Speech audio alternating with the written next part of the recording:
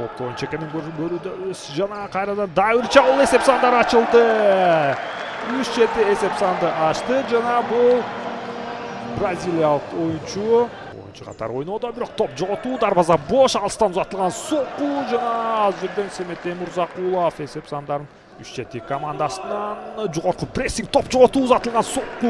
İkinci qatar sanda oyuncu Yıldaşbay Salimbayev'den. Oyuncu Jana ilk oyuncunu oңойло жазгырып өтө чыгарып берилген пас жана узатылган сокку. Амандыкулу Денисбек экинчи голду жаратып койду. Амандыкулу Денисбек. Акимбаевден кандай коргонуу. Нефчи командасы контр чабуулда сокку узатыш керек. Узатылган сокку Бекболот Акмуталиев. Топ жоготуу кайрадан Кудайбердиев. Экинчи аракетине пас чыгарды жана узатылган сокку гол. Нефчи командасы алгачкы голду киргизип отурат. Тамодинов Мухаммедали.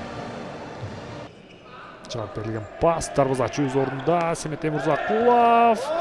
Жана Нефчи командасы эсеп сандарын теңеп койду. Семет Темурзакулов. Кандай гана контр чабуул. Нефчи азыр чабуулга чыгат жана кайрадан сокку Аскарбек-уулу.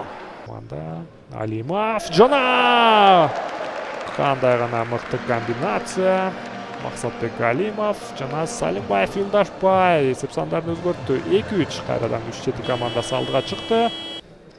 Кайрадан сокку жана Бруно де Соуза. Эми Жолдарбек Улайдос атага жол берип койду. Узаткой жазады Жолдубаев. Кайрадан мыкты пас Мурзакулов жана кандай гана керемет гол. Семет Темурзакулов. Бул oyunчунун аты жөнүн жакшылап эстеп калыңыздар.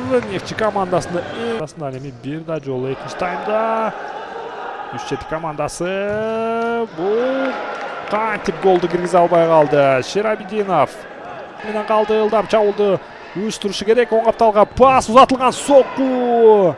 Максатбек Алимов топ менен узатылган сокку жана Жолдарбек Улайдос жоготпошу керек. Жолдубаев узатылган сокку, кошумча сокку жана дарбазачы өз ордунда. Оң капталга Жолдубаев эсеп сандарын өзгөрттү. 5-6 40 секундда убакыт бар. Чыгарып берилген пас Жолдубаевке пасы жетпей калды жана узатылган сокку Семет Темурзакулов. Кандай гана мүмкүнчүлүк.